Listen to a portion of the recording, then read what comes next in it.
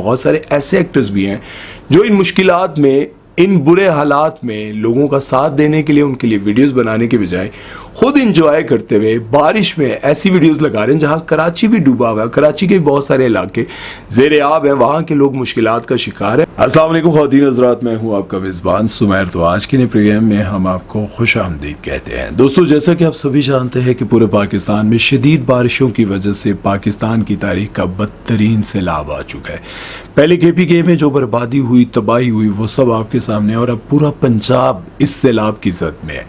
راوی، چناب یہ over flu ہو چکا ہے، اور اس کے ساتھ ساتھ اور جتنے بھی چھوٹے بڑے دریا لگتے ہیں وہ سب شدید اوور فلو ہو چکے ہیں، اور اس کے آس پاس کی جتنی بھی آبادیاں ہیں، اس میں رہنے والے جتنے بھی لوگ ہیں، ان کی زندگیاں برباد ہو چکے ہیں، ان کے گھر تباہ ہو چکے ہیں، جانی مالی نقصان ہو چکا ہے. لیکن اس کے ساتھ ساتھ پاکستان کی بہت بڑی بڑی سیلیبریٹیز، ان کے گھر بھی برباد ہو چکے ہیں. آج کی اس ویڈیو میں آپ کو دکھاؤں گا کہ کس طرح سے بڑی بڑی سیلیبریٹیز اپنی پوری زندگی پرسکون گزاری تھی، اور وہ سوچ بھی نہیں سکتی تھی کہ جہاں انہوں نے گھر لیا ہے، جہاں انہوں نے اتنے مہنگے مہنگے گھر خریدے ہیں، وہ اس طرح سے سیلاب کی زد میں آ جائیں گے، اور اس طرح سے ان کا پورا گھر تباہ ہو جائے گا. جس گھر کو انہوں نے جنت بنا کے رکھا تھا، وہ گھر دیکھتے ہی دیکھتے بالکل برباد ہو جائے گا. اور اس کے ساتھ ساتھ آپ یہ بھی دیکھ کر حیران ہوں گے کہ 38 سال کے بعد، یعنی کہ 38 ایئرز کے بعد راوی نے اپنا قبضہ چھڑا لیا. راوی نہ تو کسی کے پاس انصاف کی دہائیاں لے کر گیا، اور نہ ہی کسی کو جا کر کہا کہ میرا کیس لڑو، اور نہ ہی عدالتوں کے چکر کاٹے. اس نے اپنا قبضہ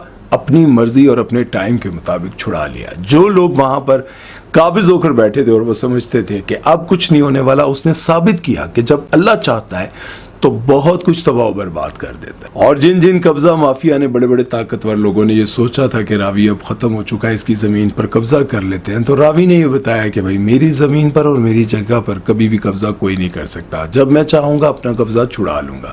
آئیے ویڈیو شروع کرتے ہیں اور آپ کو دکھاتے ہیں کہ کس طرح سے بڑی بڑی سیلیبریٹیز کے ساتھ ساتھ بہت سارے عام لوگ اپنی زندگیوں سے، اپنے جان و مال سے، اپنی ساری زندگی کی جمع پونجی سے کیسے ہاتھ دھو بیٹھے. دوستو، سب سے پہلے ہم بات کریں گے ماضی کی ایک بہترین اداکارہ اور گلوکارہ عارفہ صدیقی کے بارے میں، جنہوں نے کئی سال تک ٹی وی اور فلم پر راج کیا. بڑی جوانی میں اپنے کیریئر کے پیک پر جب لوگ ان کی خوبصورتی کے دیوانے تھے، اداکاری کے دیوانے تھے، تب انہوں نے اپنے سے 30-35 سال بڑے ایک میوزک کمپوزر کے ساتھ شادی کر لی، اور ان سے ایسی محبت اور ایسی وفا کی کہ اس کے بعد اپنا کیریئر بھی چھوڑ دیا، اور جب وہ بیمار ہوئے تو پوری زندگی ان کی خدمت بھی کی. جب وہ دنیا سے چلے گئے، انہوں نے وفات پا لی، تو ان کے شاگرد کے ساتھ انہوں نے شادی کر لی. یہ دونوں سوشل میڈیا پر بہت زیادہ ایکٹیو تھے، بہت سارے گانے بھی بناتے تھے، ولاگز بھی بناتے تھے، کافی اچھا کام کر رہے تھے، اور انہوں نے اپنی ساری زندگی کی محنت سے کمایا ہوا پیسہ پارک ویو سٹی میں لگا کر ایک خوبصورت گھر بنایا، جہاں یہ اپنی زندگی پرسکون گزارے تھے. لیکن وہ یہ نہیں جانتے تھے کہ محنت سے کمایا ہوا پیسہ اس طرح پانی کی نظر ہو جائے گا. سیلاب آیا اور ان کا ہستا بستا گھر اجاڑ کر لے گیا. جس طرح سے انہوں نے اپنے گھر کو سجا کے رکھا ہوا تھا، اب آپ ان کے گھر کی حالت دیکھ سکتے ہیں. کیچڑ، مٹی، سیلاب زدہ گھر بالکل برباد ہو چکا ہے، اور اب اس گھر کی حالت دیکھ کر آپ بخوبی اندازہ لگا سکتے ہیں کہ ان پر کیا بیت رہی ہوگی. اب یہ گھر انہوں نے اس وقت بنایا جب نہ تو ان کے پاس وہ فیم تھا، نہ وہ اس طرح کی بڑی سٹار تھیں، اور نہ ہی ان کے پاس کوئی بڑے پروجیکٹس تھے. جس طرح سے دونوں میاں بیوی نے دن رات محنت کر کے یہ گھر بنایا ہوگا، اور اس گھر کی یہ حالت ہو گئی ہے، تو پھر کیا بیتتی ہوگی. دوستو، آج کل آپ نے سوشل میڈیا پر ایک ایسی خاتون کو بھی دیکھا ہوگا جو بہت سارے کنٹروورشل بیانات دے دیتی ہیں، اور بغیر کسی ڈر و خوف کے. نام ہے ان کا ڈاکٹر نبیہہ. ڈاکٹر نبیہہ کو آج کل آپ دیکھتے ہوں گے بہت ساری ویڈیوز بھی ان کی وائرل ہوتی رہتی ہیں. بہت ساری فیمنسٹ عورتوں کو یہ باتیں بالکل اچھی نہیں لگتی، اس لیے وہ ان کے خلاف بھی بولتی رہتی ہیں، لیکن وہ اپنے دڑلے سے بیانات دیتی رہتی ہیں اور وائرل بھی ہوتی رہتی ہیں.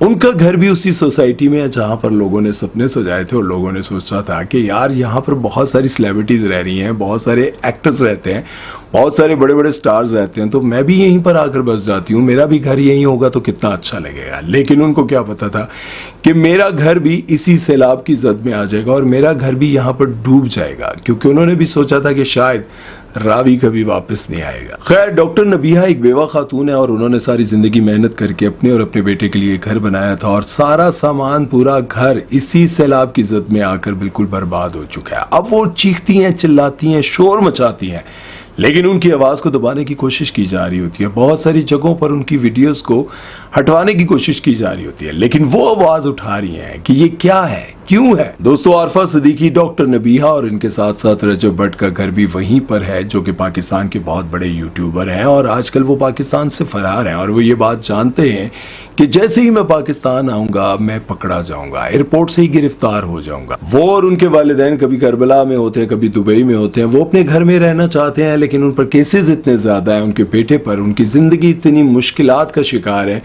کہ بس وہ چاہتے ہیں کہ کسی طرح سے ہم اپنے گھر واپس آئیں. ایک دن وہ ایک ولاگ میں بیٹھ کر ڈسکس ہی کر رہے تھے کہ ہم اب اپنے گھر واپس جائیں گے اور اپنے گھر جا کر اس کو آباد کریں گے جو بالکل ویران پڑا ہے. وہ گھر جسے کروڑوں روپیہ لگا کر سجایا گیا تھا, خوبصورت بنایا گیا تھا, اور وہ چاہ رہے تھے کہ اب میرے والدین واپس اپنے گھر جائیں گے, ایمان کو بھی واپس لائیں گے کیونکہ ان کا بیٹا یا بیٹی ہونے والا ہے.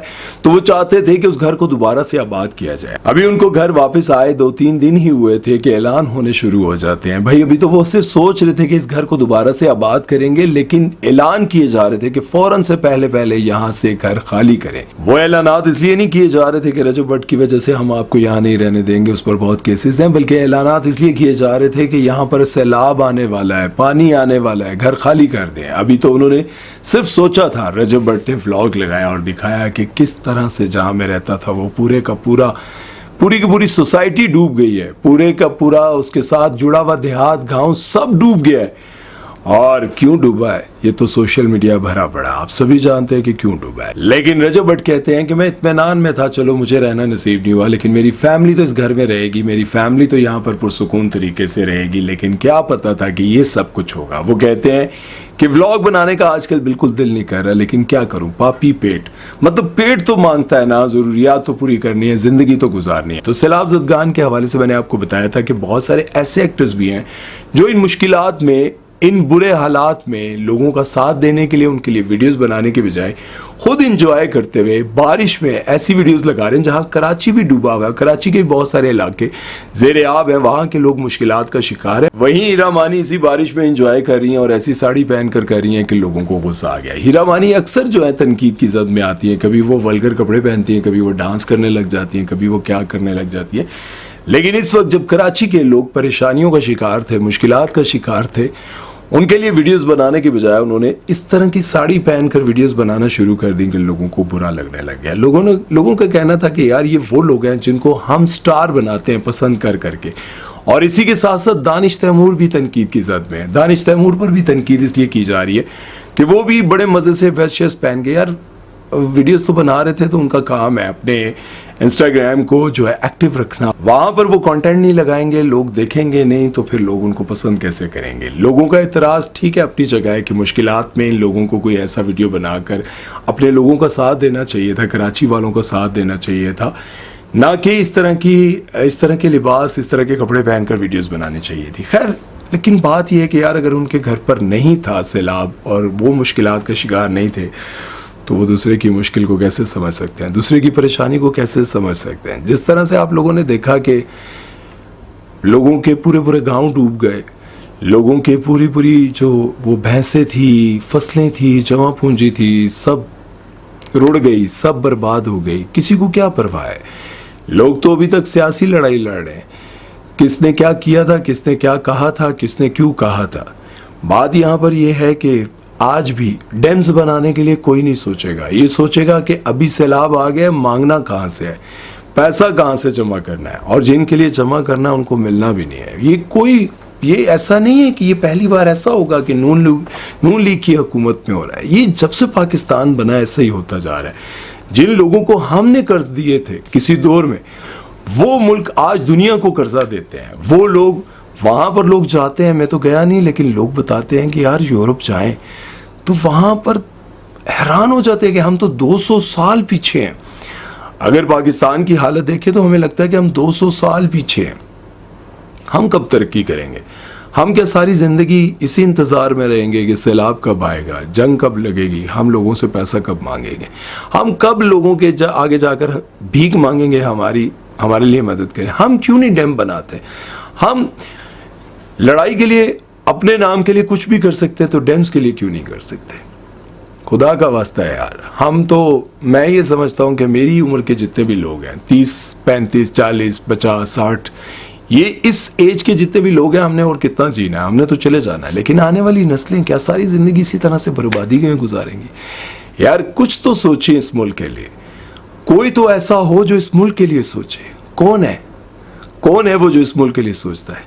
کمنٹ سیکشن میں ضرور بتائیے گا. اپنا بہت سارا خیال رکھیے گا اور اللہ تعالیٰ آپ کو ہم سب کو اپنے حفظ و امان میں رکھے. ہو سکتا ہے کچھ باتیں تلخ ہوں جو میں کہہ گیا ہوں, لیکن حقیقت ہے یار. کب تک ہم اسی طرح سے بھیک مانگتے ہوئے زندگی گزاریں گے؟ ایسا بھی تو وقت آئے کہ جب ہم سوچے کہ اللہ نے کہا تھا کہ اوپر والا ہاتھ بہتر ہے نیچے والے ہاتھ سے, تو ہمارا ہاتھ اوپر والا بن جائے. کاش ایسا دن بھی آئے. امید ہے کہ میرا آج کا یہ ویڈیو, آج کی یہ باتیں آپ لوگوں کو پسند آئی ہوں گی. اپنا بہت سارا خیال رکھیے گا, دعا میں یاد رکھیے گا. سمیع چودھری کو دیجیے اجازت. اللہ حافظ.